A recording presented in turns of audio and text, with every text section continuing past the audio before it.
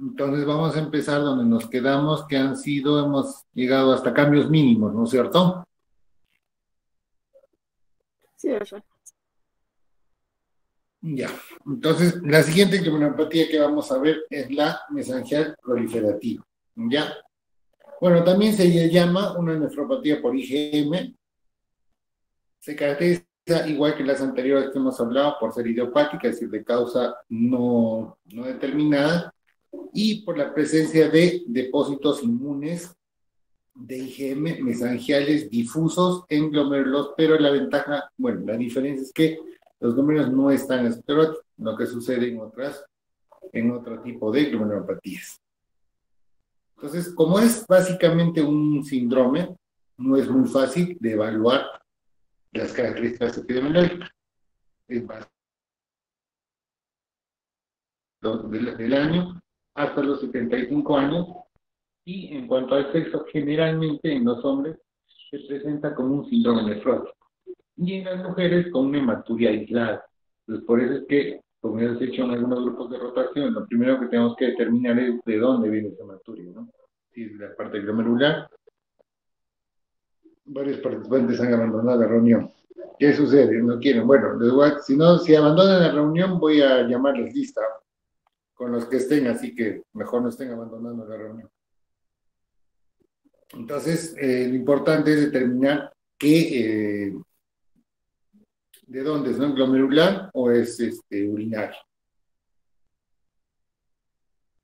Ahora existen otras enfermedades que pueden tener las mismas características. Eso se refiere a las características anatomopatológicas, ¿no? Se ha dicho que las primarias básicamente son patrones histológicos. Los quienes pueden tener la IgA, relativamente común, el Purpura-Geno-Schönn, el lupus es una enfermedad que adquiere muchos patrones, no solo el que vamos a ver, los típicos, digamos. La diabetes, también los pacientes pueden hacer proteinuria. Un paciente diabético es un paciente diabético que rápidamente presenta un deterioro de su función renal, no es probable que sea otra cosa más. Entonces hay que averiguar la otra cosa. Y la glomerulitis post-estreptocócica cuando está en remisión. Entonces, como es un patrón morfológico, su clínica es muy variable. Va desde... Un rato, chicos, ahí me olvidé hacer la cosa acá.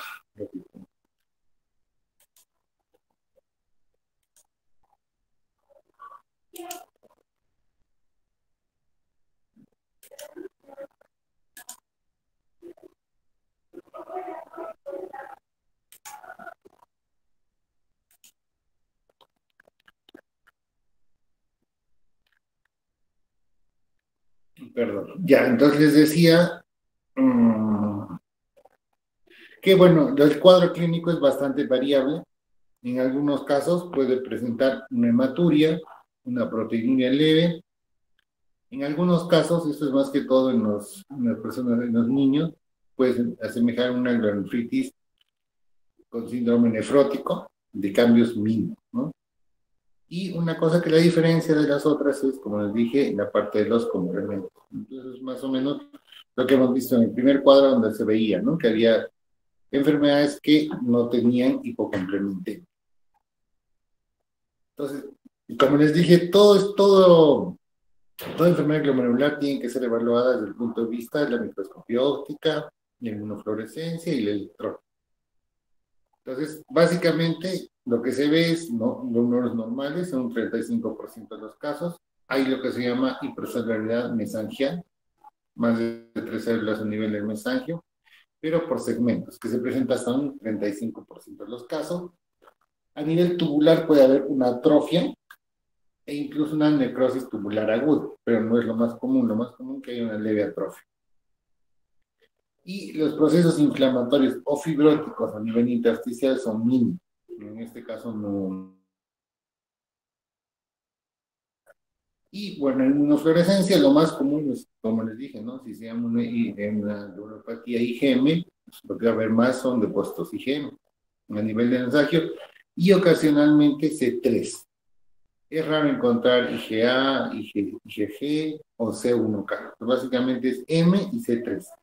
pero en menor cantidad las C3. Y desde el punto de vista de la microscopía electrónica, lo que encontramos son depósitos granulares a nivel mesangial. Y los pedicelos pueden estar dilatados y borrados en forma difusa. No es un patrón muy común. Entonces, ¿cuál es el tratamiento? Básicamente el tratamiento, como es, entre comillas, benigna, es prednisolona, ¿ya? Una dosis que hemos hablado, 0,5 o 1, dependiendo de la gravedad. Y esta, como su respuesta es similar a los cambios mínimos, no requiere otra mayor tratamiento. Sin embargo, cuando es proteinuria masiva, más de 3,5, se puede usar ciclosporina, aunque la ciclosporina, como les dije, cada vez se está usando menos. Entonces, ahora hablamos de la focal y segmental. Este es más común.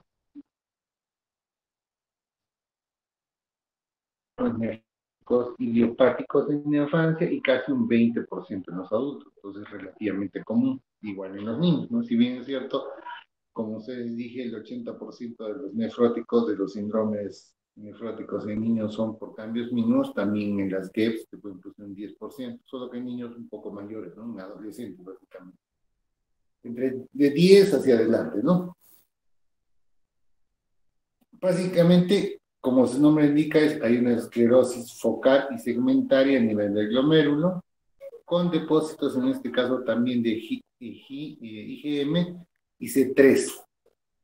¿Ya? Entonces, acá sí el IgM y el C3 son casi iguales, no como la mensajería proliferativa, ¿no? Que es más IgM. Y en este caso ya hay pues fusión de poblacitos, ¿no? Que son los responsables de las proteínas. El GEPS también es un patrón morfológico, entonces también está presente en diferentes enfermedades que tienen mecanismos fisiopatológicos, pronóstico y tratamiento distintos. La enfermedad es más frecuente en los niños y en los adolescentes, como les dije, con ligero predominio en los varones, no es lo más común. Llama también hialinosis segmentaria y focal. ¿Qué quiere decir que es segmentaria? Que coge menos del 50% de los números y focal la mitad de los números que ha cogido. Eso significa focal y segmentaria, lo que es diferente a la global y difusa. ¿Ya? Pues la global es que coge más del 50% y la difusa más del 50% de los números. Este es focal y segmentaria. Eso es lo más importante que tienen que saber. Entonces, como ustedes ven, como es un patrón, existen formas primarias, formas secundarias, formas hereditarias y formas desconocidas. Bueno, no se ven cuando ustedes ven las láminas que están cargadas. Entonces, cuando son formas primarias, básicamente son factores circulatorios de origen inmunológico, es decir, son inmunocomplejos, ¿no? A nivel de la microscopía electrónica, se ve, en la electrónica se ve fusión de los pedicelos en un porcentaje bastante alto, más del 30%. Y clínicamente es un síndrome nefrótico de instalación no tan rápido, ¿no? Entonces un poco más socapado. En la secundaria, infecciones, drogas, y en este caso, a la microscopía electrónica, la fusión es segmentaria, ¿no? O sea, no es tan marcada con lesiones de cronicidad. Acá ya puede haber las hemilunas fibrosas, etc. Clínica, una proteinuria, que puede ser en rango nefrótico o no en rango nefrótico, con progresión lenta. En este caso, en las primarias, la progresión es rápida. Incluso en algunos casos se podría sospechar de una rápidamente progresiva. El tratamiento en las secundarias generalmente son los inhibidores del sistema renina-angiotensina y la respuesta primaria no, porque es la gravedad, ¿no? La forma hereditaria, bueno, es cuando encontramos en dos o más miembros de una familia, y básicamente lo que tenemos que hacer es un estudio de genético, ¿no? Bueno, en este caso también hay una fusión, en este caso puede ser segmentaria o difusa, en caso, o sea, si ustedes les preguntan, las primarias son segmentarias, las secundarias son difusas, y las hereditarias pueden ser mixtas, digamos. En este caso, generalmente no tienen síndrome nefrótico, ¿no? Es una proteinuria no tan marcada y el pronóstico es mejor. Y de origen desconocido, básicamente tienen características en microscopio electrónico de fusión segmentaria, clínicamente dan proteinurias, pero sin síndrome nefrótico. El tratamiento obviamente es ¿cómo se llama? Los inhibidores del sistema renina-angiotensina-aldosterona, y la ventaja es que tienen, en este caso, ¿no? Los que tienen origen desconocido, la ventaja es que pueden ser, no tienen recidivas después de los trasplantes, porque en las focales sí puede haber recidivas. Entonces es idiopática, la presencia de IgM y C3 quiere un mecanismo inmunológico, que es lo que ya hemos dicho, y también puede tratarse de depósitos inespecíficos asociada a la IgM, o sea, siempre la IgM está involucrada en una focal segmentaria. Y en la GEPS, en algunos casos, se diría que es digamos, una evolución de una de cambios mínimos. Hay pacientes que han tenido cambios mínimos cuando son niñitos, saben que de cambios mínimos es más de todo de niños, de preescolares, y posteriormente cuando son adolescentes o adultos, más en adolescentes, hacen una GEPS. Entonces, ese es su diagnóstico, que podrían, más que nada, ser un factor de riesgo para la focal segmentaria. Donde también se ha visto en pacientes en adictos a la heroína. Ellos hacen falla renal por consumo de heroína. Nefrópatas con reflujo vesículo-uretral, el uso de analgésicos, en este caso más se ha hablado del COX-2, el VIH, en caso de rechazo crónico de injerto renal, también se presenta, ¿no?, como causa. La agenesia renal unilateral, se ha visto que en casos de agenesia, el otro riñón empieza a hiperfiltrar y eso podría ser el causante de la GERD, ¿no? Por proteinuria. Y la nefrectomía parcial, que funciona bajo el mismo mecanismo. Entonces, ¿qué pasa? Yo les dije que cuando hay una nefrectomía o una agenesia renal, una hipoplasia renal, lo que queda, o los otros riñones van a empezar a hacer hiperfiltración, ¿no es cierto? Entonces, esta hiperfiltración al final puede producir proteinuria, también también se ha visto que hay lesiones de esclerosis focal y segmentaria. En otras, la positocócica, la cambio mínimo, la membranosa, la IgA o asociada a enfermedades sistémicas. Las GEPS pueden aparecer en pacientes que tienen estas entidades un doble patrón, el de GEPS y el patrón, por en este caso sería el de IgA o la membranosa. Entonces, como les dije, ¿no? En este caso vemos dos glomérulos, uno normal y uno normal. En este caso, ¿por qué decimos que es focal, no? Porque en este caso, en esta biopsia, tienes un glomérulo, dos glomérulos, tres glomérulos. Entonces, en esta toma solo afectaría a la mitad, ¿no? 50-50. Entonces, focal. Y de estos, no todo el glomérulo está afectado. Esta parte, que viene acá arriba, digamos que sería la parte normal.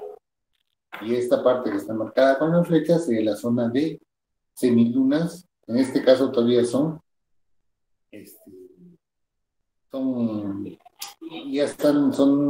fibrosas e inflamatorias, ¿no? Porque eso es lo que va a producir al final la falla. Como les dije, en este caso, ¿dónde predominan cuando hacemos la electrónica en los fenómenos celulares? Y en este caso, en la inmunofluorescencia, como ven, este lado del glomérulo está normal, este lado es el afectado, y acá tenemos los depósitos de IgM y C3. No hay diferencias en inmunofluorescencia, se ven verde. Lo que pasa es que con los reactivos adecuados, si tú pones IgM, te va a pintar lo que es IgM, si pones C3, C3, IgA, IgA, etc. Entonces no hay una diferencia, no hay un color. Simplemente es el color verde más o menos intenso que reacciona al compuesto que le estamos poniendo. Ahora la GEPS tiene patrones, la no específica, la peruviana, la celular, la picotit y la colapsada. ¿Cuál es la frecuente? La no especificada, que representa casi el 50%. ¿Cuál es la más severa? Obviamente la colapsante, ¿no? Entonces, ¿qué vemos en la no especificada? ¿No? Vemos un glomérulo con aumento segmentario en la matriz, que oblitera la luz capilar, y puede haber un colapso segmentario en una parte de la pared glomerular sin hiperplasia policitaria. La periliar, hay alinosis periliar, bueno, acá no se ve muy bien, como sin esclerosis, ¿no? En este caso, para hablar de una periliar, la lesión periliar debe estar en más del 50% de esos glomérulos afectados. La celular tenemos, como su nombre lo indica, hipercelularidad segmentaria endocapilar, incluyendo algo. Si se han visto los glomérulos, los normales no tienen células en el interior. En este caso, en la celular, se ve dentro de la luz capilar células, y estas células van a producir una oclusión. La TIP se ve una lesión en ovillo, ¿no? Básicamente al inicio del túbulo proximal. En este caso, bueno, esto ya es más de nosotros, en la parte patológica, pero lo que sí es sincero, ¿cuál es la más común? La no especificada. ¿Cuál es la que peor pronóstico tiene? La colapsante. ¿Cuál es la que se caracteriza por lesiones periliares a nivel del hilio? Esta periliar, y la que tiene más celularidad es la celular, ¿no? Que al final también puede producir un colapso glomerular. Entonces, ¿cómo normalmente se presenta, no? Generalmente es un síndrome nefrótico, idiopático, como les dije, tanto en niños como en adultos. Puede haber hipertensión arterial, dependiendo del grado de esclerosis. Hematuria puede ser microscópica, generalmente no da hematuria macroscópica, y insuficiencia renal en casi un 40% de los casos. Eso se debe a cuántos glomérulos estén comprometidos y cuánto sea su grado de esclerosis, ¿no? Y las remisiones espontáneas son bastante bajas, menos del 5%. En este caso, la proteinuria es no selectiva. ¿Ya? Es decir, que hay globulina y hay albúmina. Entonces, en estos casos, por eso es que no hacen hipoglobinemias tan severas, ¿no? Ahora, hay un porcentaje, casi un tercio de los pacientes, que empiezan con una proteinuria no nefrótica. Y posteriormente, esta proteinuria puede evolucionar a un tipo nefrótico, ¿no es cierto? Entonces, eso significa, la evolución significa mayor daño abdominal.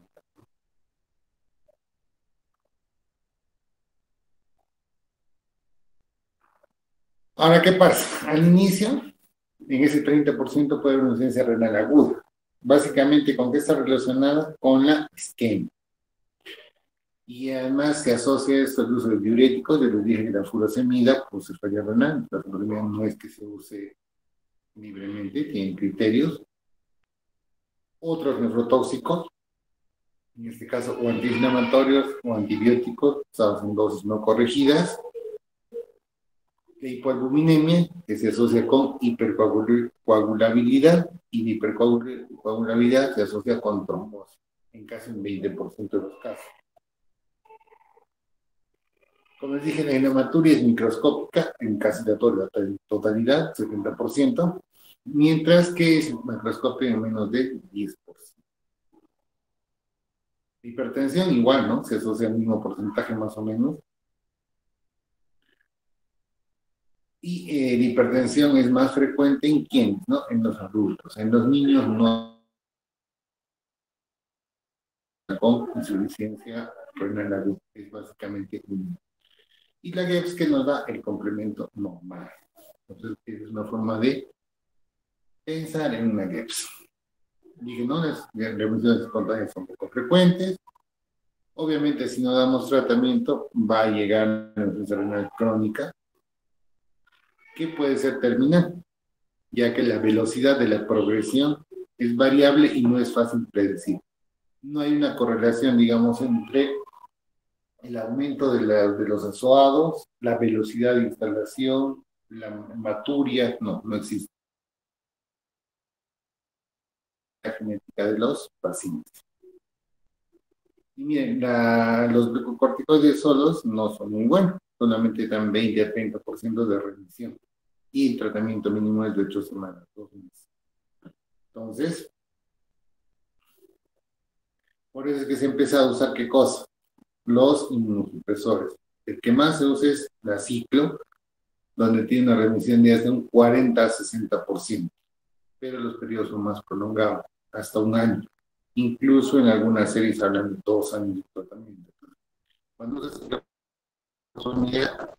lo usas, si lo usas en novenoso, lo usas impulsos mensuales y después trimestrales, o en algunos casos se usa ciclofosfamida oral. Se usaba antes, muy común era la ciclosporina A, asociada a dosis bajas de prednisona, que producía una disminución, una remisión, una disminución de la proteinuria o remisiones hasta el 50% de los casos. Entonces, si comparamos quién es más efectivo, la ciclofosfamida o la ciclosporina, entonces la ciclofosfamida es la que se usa más, ¿no? Y ahora, cuando un paciente, digamos, yo les he dicho a los chicos que han rotado, cuando nosotros tenemos un paciente con falla renal crónica terminal, obviamente ya sabemos que tiene una falla renal crónica terminal, nosotros no va a cambiar. Pero lo que nos interesa saber es cuál es la causa. Entonces, ¿por qué? Porque si ese paciente lo voy a trasplantar, tendré que avisarle que su porcentaje de enfermedad recidiva es relativamente alto, 30%. Entonces, también hay que saber la causa para el pronóstico de estos pacientes.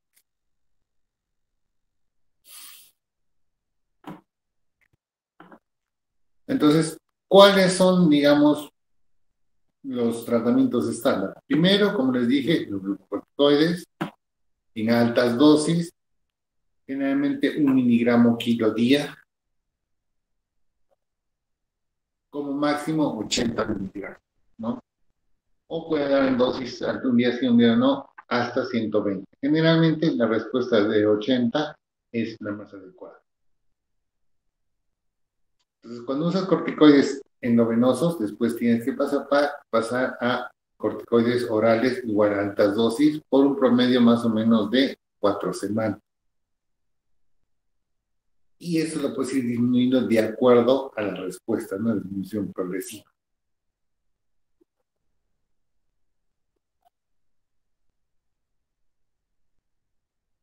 En aquellos pacientes que no hay una disminución de la proteinuria, se puede llegar hasta 16 semanas de dosis alta, pero no es lo más importante, 2, 3 semanas, o sea, 2 hasta 1 o 4 semanas, 6 semanas para empezar a pensar en o añadir o bajar la dosis. De dosis altas no van a tener mucha respuesta, ¿no?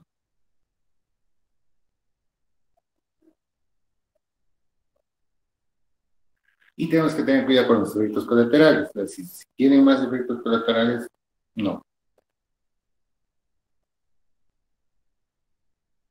Entonces, cuando la remisión es rápida, se usan 2 semanas, 2 semanas más, 2 semanas más, o hasta que desaparezca la proteinuria y reducimos la prednisona hasta tener 5 miligramos para completar 6 meses de tratamiento. Entonces, es parte de nosotros. Cuando es parcial, bueno, podemos aumentarla. En los pacientes que son resistentes o desarrollan efectos tóxicos, los glucocorticoides rápidamente son reducidos, ¿no? con la dosis mínima, porque lo que vamos a hacer va a ser inmunosupresión. O sea, al final siempre usan ambas cosas, corticoides o inmunosupresores dependiendo. Entonces acá todavía usamos ciclosporina, o tacrolimus, y los niveles tenemos que dosar estos para reducir la nefrotoxicidad. Entonces, la ciclosporina y el tacrolimus se dosan. Cuando empezamos a dar estos medicamentos en dosis alta, no 3 a 5 miligramos kilo por día o 0.05 a 0.1, 0.1 que usamos, tenemos que dosarla, ¿no? Y los valores, como dicen acá, ¿cuántos tenemos que tener? 100 a 75 nanogramos por mililitro o 5 a 10. En algunos casos se puede esperar de 6 a 12, al menos en los 2 primeros meses, pero no más de 12. Entonces, siempre que se da taco o se da ciclo, tiene que ser con dosaje.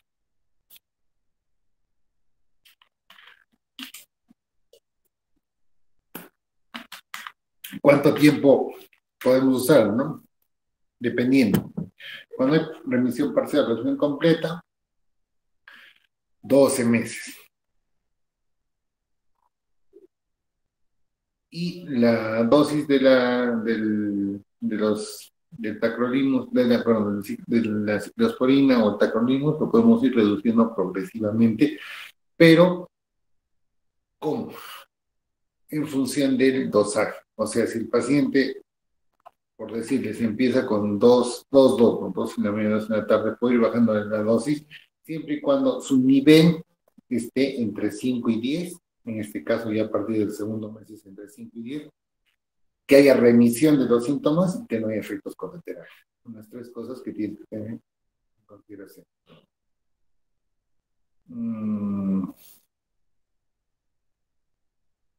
Como dije, bueno, básicamente 12 meses de tratamiento. Podemos ir reduciéndola más o menos entre el 6 al 12º mes. Y un dato importante acá es, hay que pensar en suprimir la ciclosporina o el tacrolimus cuando la tasa de filtración esté menos de 30.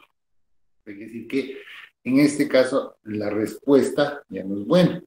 Probablemente la esclerosis haya aumentado y el tratamiento finalmente no va a producir un efecto, más vamos a producir efectos colaterales, ¿no?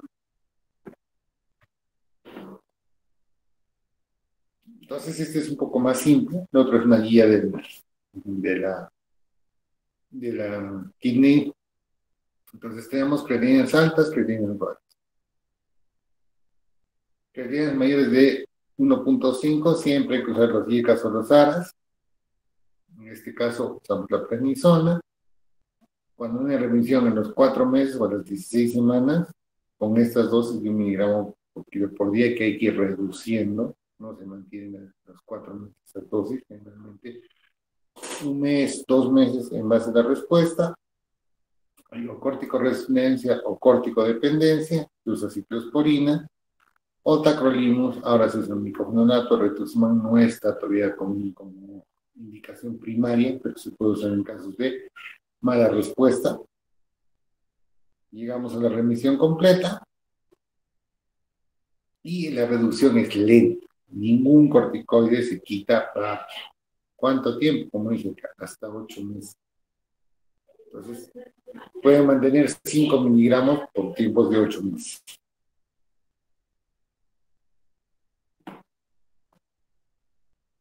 ¿Preguntas hasta acá, chicos?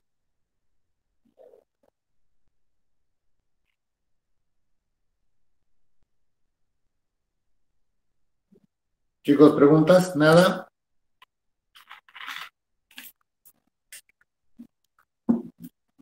Ya estén atentos, voy a llamar listo. Ya deben estar todos.